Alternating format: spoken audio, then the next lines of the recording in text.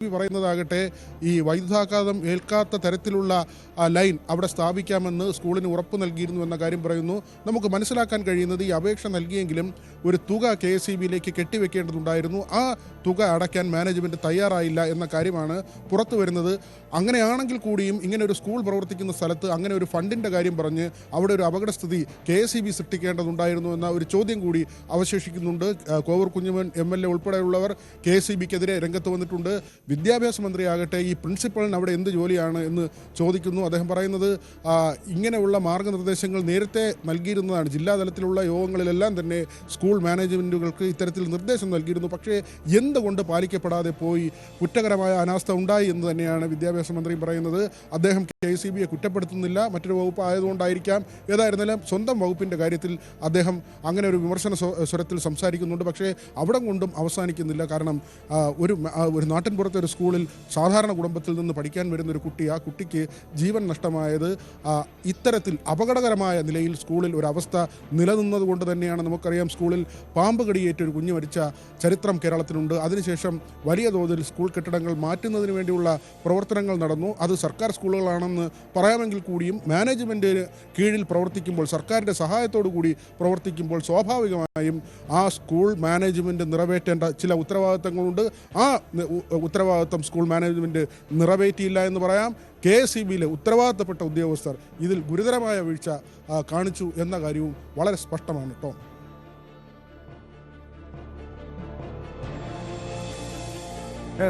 മന്ത്രി വ്യക്തമാക്കിയിട്ടുണ്ടല്ലോ ഈ വിഷയത്തിൽ കുറ്റക്കാർക്കെതിരെ നടപടി സ്വീകരിക്കുമെന്ന്. സ്കൂൾ പ്രിൻസിപ്പാളിൻ്റെ ഭാഗത്ത് ഒരു അശ്രദ്ധ ഉണ്ടായിട്ടുണ്ട്. കാരണം ഇവിടെ മനസ്സിലാക്കാൻ കഴിഞ്ഞത് പഞ്ചായത്തിൻ്റെ അനുമതിയില്ലാതെയാണ് ആ സൈക്കിൾ ഷെഡ് അവിടെ നിർമ്മിച്ചത്. കാരണം തൊട്ട് മുകളിലൂടെ ഈ വൈദ്യുതി ലൈൻ പോകുന്നുണ്ട്. നമുക്കറിയാം, ഏതാനും ഒരു കൈ എത്താത്ത ദൂരത്ത് തന്നെയാണ് ഈ വൈദ്യുതി ലൈൻ പോകുന്നത്. സ്വാഭാവികമായും ഒരു അപകടം സംഭവിക്കാം. കൊച്ചുകുട്ടികൾ പഠിക്കുന്ന സ്കൂളാണ്. ഇവിടെ ഇത് ഒരു പ്രിൻസിപ്പാളിൽ മാത്രം നടപടി ഒതുക്കാൻ കഴിയുമോ? ഇത് സമഗ്രമായൊരു അന്വേഷണം നടത്തി എവിടെയാണ് വീഴ്ച സംഭവിച്ചത്? ഇനി KSEBിയുടെ ഭാഗത്താണെങ്കിൽ അങ്ങനെ ഒരു കൂട്ടം നടപടി പ്രതീക്ഷിക്കണോ? ടോം, ഏതെങ്കിലും ഒരു യുക്തിയിൽ അവിടുത്തെ ഒരു അധ്യാപകനോ അല്ലെങ്കിൽ അവിടുത്തെ അധ്യാപകരോ ചെയ്യേണ്ട, അല്ലെങ്കിൽ അങ്ങനെ അപകടം ഒഴിവാക്കേണ്ട ഒരു സാഹചര്യമല്ല. കാരണം ഇതിന് മാർഗനിർദ്ദേശമുള്ളതാണ്. വിദ്യാഭ്യാസ വകുപ്പ് തന്നെ പുറത്തിറക്കിയിട്ടുള്ള മാർഗനിർദ്ദേശം അനുസരിച്ച് ഒരു സ്കൂളിന് ഫിറ്റ്നസ് കിട്ടണമെങ്കിൽ ഇത്തരത്തിലുള്ള ലൈൻ കമ്പികൾ സ്കൂളിന് സമീപത്തോ അല്ലെങ്കിൽ അതിന് മുകളിലൂടെയോ പോകാൻ പാടില്ലാത്തതാണ്. എന്തുകൊണ്ട് വർഷങ്ങളായി ഇങ്ങനെ ഒരു ലൈൻ കമ്പി അതിന് മുകളിലൂടെ പോയി എന്ന ചോദ്യം അവശേഷിക്കുന്നുണ്ട്. നമുക്കറിയാം, ഈ മിന്നലേറ്റൊക്കെ ലൈൻ കമ്പി പൊട്ടി ഇങ്ങനെയുള്ള സ്ഥലങ്ങളിൽ, താഴത്തെ കെട്ടിടങ്ങളിലൊക്കെ വീഴുന്ന അവസരമൊക്കെ ഉണ്ടായിട്ടുണ്ട്. അങ്ങനെയാണെങ്കിൽ ഈ തകര ഷീറ്റിൽ വീഴുമ്പോൾ അവിടെ അതിന് താഴെ സൈക്കിൾ ഷെഡാണെങ്കിൽ ഒരുപക്ഷെ ഒരുപാട് കുട്ടികളോ അല്ലെങ്കിൽ അങ്ങനെ ആളുകളോ അതിന് താഴെ ഉണ്ടെങ്കിൽ എന്ത് സംഭവിക്കുമെന്ന് സാധാരണ നിലയിൽ ചിന്തിക്കുന്ന ഒരു മനുഷ്യന് മനസ്സിലാകുന്നതാണ്. എന്തുകൊണ്ട് ഈ അവസ്ഥ അവിടെ നിലനിർത്തി? അത് ഫണ്ടിൻ്റെ കാര്യമാണെങ്കിൽ എന്തിന് മാനേജ്മെൻറ്റ് അങ്ങനെ ഫണ്ട് കൊടുക്കാതിരുന്നു? അല്ലെങ്കിൽ ഫണ്ട് കിട്ടിയിട്ട് മാത്രമേ അവിടുത്തെ പ്രവൃത്തി ചെയ്യൂ എന്ന നിലപാടിലേക്ക് എന്തുകൊണ്ട് KSEB പോയി? രണ്ട് കൂട്ടരുടെ ഭാഗത്തും കൃത്യമായും വീഴ്ചയുണ്ട്. അത് ചെറിയ വീഴ്ചയല്ല, ഗുരുതരമായ വീഴ്ചയാണ്. ഒരു കുഞ്ഞിൻ്റെ ജീവൻ നഷ്ടപ്പെടുമ്പോൾ വിലപിച്ചിട്ടോ അല്ലെങ്കിൽ കുറ്റപ്പെടുത്തിയിട്ടോ കാര്യമില്ല, പരസ്പരം പഴിചാരിയിട്ട് കാര്യമില്ല. വീഴ്ച ഉണ്ടായത് രണ്ട് വിഭാഗത്തിനുമാണ്. ഇരു കൂട്ടർക്കും വീഴ്ച ഉണ്ടായിട്ടുണ്ട്. ഇതിൽ കർശനമായ നടപടിയാണ് ഉണ്ടാകേണ്ടത്. സാധാരണക്കാരുടെ മക്കൾ ആശ്രയിക്കുന്ന സ്കൂളുകളിൽ ഇങ്ങനെയാണോ പ്രവർത്തിക്കേണ്ടതെന്ന ഒരു ചോദ്യം കൂടി അവശേഷിക്കുന്നുണ്ട്. ആ കുട്ടി പിടഞ്ഞു വീഴുകയാണ്. നമ്മൾ ആ ദൃശ്യങ്ങൾ കാണുമ്പോൾ എത്രമാത്രം ആളുകൾക്ക് വേദന ഉണ്ടാകും എന്നുകൂടി നമ്മൾ ഈ ഘട്ടത്തിൽ ആലോചിക്കണം. ടോം,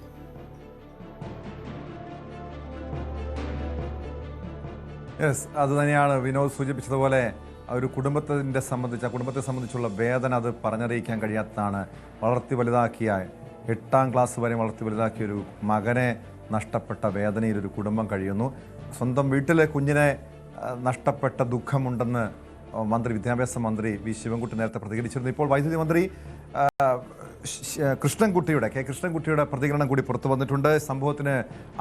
ഈ സംഭവവുമായി ബന്ധപ്പെട്ട്, ഈ കുട്ടിയുടെ മരണവുമായി ബന്ധപ്പെട്ട് വൈദ്യുതി വകുപ്പും അന്വേഷണത്തിന് ഉത്തരവിട്ടു. KSEB ഡെപ്യൂട്ടി ചീഫ് എഞ്ചിനീയറെയും ചീഫ് ഇലക്ട്രിക്കൽ എഞ്ചിനീയറെയുമാണ് അന്വേഷണത്തിനായി ചുമതലപ്പെടുത്തിയിരിക്കുന്നത്. ഇതൊന്ന് അന്വേഷിക്കട്ടെ, അന്വേഷിച്ചിട്ട് ഞാൻ പറയാം കേട്ടോ. ക്രമക്കേട് വകുപ്പിന്റെ ഭാഗത്ത് ഉണ്ടായിട്ടുണ്ടെങ്കിൽ നടപടിയിലേക്ക് കടക്കും. അതൊക്കെ ഉണ്ടാവുമല്ലോ, അതിലെ അന്വേഷിക്കാൻ പറഞ്ഞത്. ഇത് ഈ ഒറ്റ കാര്യം കൂടെ മനസ്സിലായി, ഈ ലൈൻ ഇവിടുന്ന് മാറ്റണമെന്ന് സ്കൂളുകാർ നേരത്തെ ആവശ്യപ്പെട്ടിരുന്നു എന്നാണ് വരുന്ന റിപ്പോർട്ടുകൾ. അത് സ്കൂളുകാർ KCB യോട് ഇത് ആവശ്യപ്പെട്ടിട്ടുണ്ടായിരുന്നു, പക്ഷെ KCB അത് ചെവി കൊണ്ടില്ല എന്നുള്ളൊരു. സ്കൂള് ലൈൻ വന്ന ശേഷമാണോ സ്കൂൾ വന്ന ശേഷമാണോ ലൈൻ വന്നത് എന്നുള്ളത് അറിയണല്ലോ. അതൊരു പഴയ സ്കൂളാണ്. മാത്രമല്ല അതൊരു ഡെപ്യൂട്ടി സിഇനെ കൊണ്ട് അന്വേഷിക്കാൻ നിർദ്ദേശം കൊടുത്തു കഴിഞ്ഞു.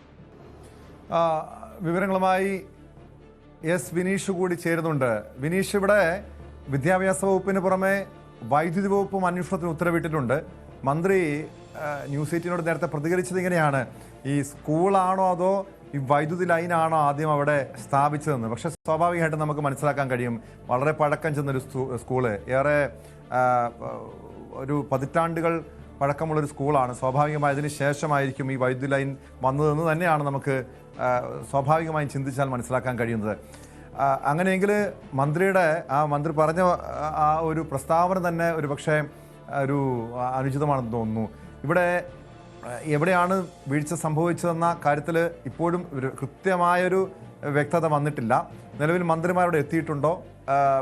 ഈ സംഭവവുമായി ബന്ധപ്പെട്ട് ഏറ്റവും പുതിയതായി നൽകാൻ കഴിയുന്ന വിവരങ്ങൾ എന്തൊക്കെയാണ്? സംഭവവുമായി ബന്ധപ്പെട്ട് പോലീസ് കേസെടുത്തു. അതുപോലെ തന്നെ ബാലാവകാശ കമ്മീഷൻ സ്ഥലത്തെത്തി കേസെടുത്ത സാഹചര്യമുണ്ട്. ഇപ്പോൾ മന്ത്രി സൂചിപ്പിച്ചതുപോലെ തന്നെ ഷോക്കറ്റ് മരിച്ച സംഭവത്തിൽ ഡെപ്യൂട്ടി ചീഫ് എഞ്ചിനീയർക്കാണ് അന്വേഷണം ചുമതല നൽകിയിരിക്കുന്നത്. 2 മണിക്കൂറിനകത്ത് അന്വേഷിച്ച് റിപ്പോർട്ട് സമർപ്പിക്കണം എന്നുള്ളൊരു നിർദ്ദേശം നൽകിയിട്ടുള്ളതായിട്ടാണ് നമുക്കറിയുന്നത്. എന്തായാലും ഈ സംഭവവുമായി ബന്ധപ്പെട്ട് വലിയ പ്രതിഷേധം ഉയർന്നു വരുന്നുണ്ട്. വിവിധ രാഷ്ട്രീയ സംഘടനകളടക്കം ഈ സ്കൂളിലേക്ക് വന്ന് പ്രതിഷേധിക്കുന്ന സാഹചര്യമുണ്ട്. കാരണം ഇതിന്റെ ഒരു അനാസ്ഥ, ഈ അപകടകരമായ ഒരു സ്ഥിതി നേരത്തെ പ്രദേശവാസികളടക്കം ചൂണ്ടിക്കാണിച്ചതാണ്. വിനോദ് നേരത്തെ സൂചിപ്പിച്ചതുപോലെ തന്നെ ചില സാമ്പത്തിക പ്രശ്നങ്ങൾ കാരണമാണ് ഇത് നീണ്ടുപോയതെന്നാണ് പ്രാഥമികമായി നമുക്ക് ലഭിക്കുന്ന വിവരം. അങ്ങനെ എങ്കിൽ തന്നെ ഇതിന്റെ പരിഹാരം കണ്ടെത്തേണ്ടതായിരുന്നു. ഇത് ബോധപൂർവം ഇത്തരത്തിലുള്ള ഒരു സംഭവം അവർ സൃഷ്ടിച്ചു എന്നുള്ളത് തന്നെയാണ് ഇപ്പോൾ ഉണ്ടായിരിക്കുന്ന ഒരു വലിയൊരു ആരോപണം. എന്തായാലും ഈ നാട്ടുകാരുടെ ഭാഗത്തു നിന്നും കടുത്ത അമർഷവും ഉണ്ട്. വലിയ രീതിയിലുള്ള പ്രതിഷേധം ഉയർന്നു വരുന്ന സാഹചര്യവും നിലനിൽക്കുന്നുണ്ട് കേട്ടോ.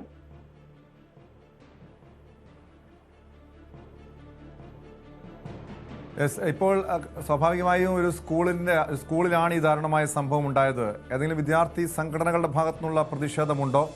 പ്രത്യേകിച്ചും മന്ത്രി ഉൾപ്പെടെ അവിടെ എത്തുന്നുണ്ട്. മന്ത്രിക്കെതിരെ പ്രതിഷേധത്തിന് സാധ്യതയുണ്ടോ?